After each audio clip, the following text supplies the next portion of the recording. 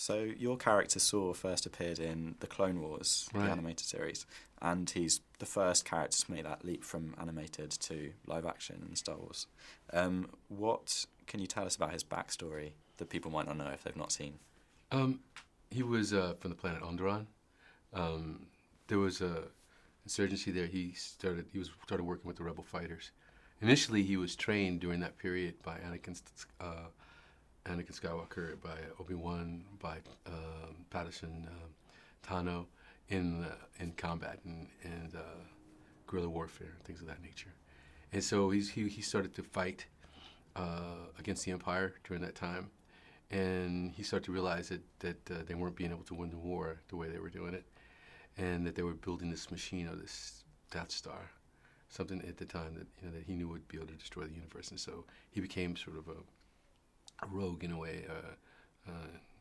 He was ostracized, or the rebels stopped wanting to work with him because his practices were so extreme, because he became an extremist. And he's been continued that because he feels like by any means necessary they have to stop this from happening, and that's what he does.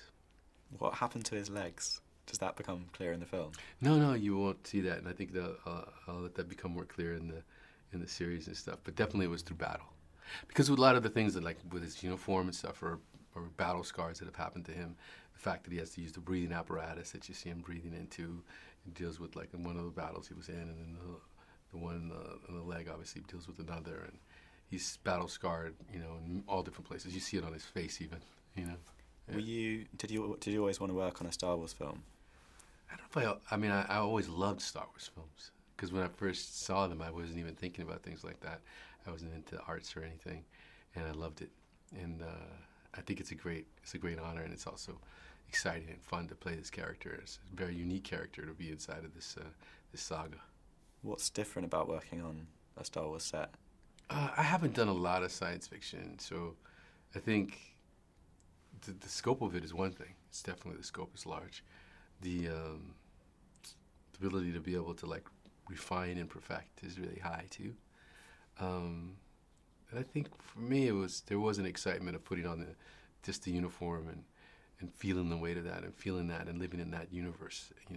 Just with the staff, with the armor or the regal gear that he has on. It's exciting. In The Force Awakens, Daniel Craig secretly played a stormtrooper. Oh. Are there any secret cameos that you can reveal in this film? Well, I don't know if they're secret anymore. I know that, Darth Vader makes an appearance, and we see, I think C-3PO and, some things, but some of them I can't reveal because there's like little secrets that are going to come out when the audience goes in. Yeah.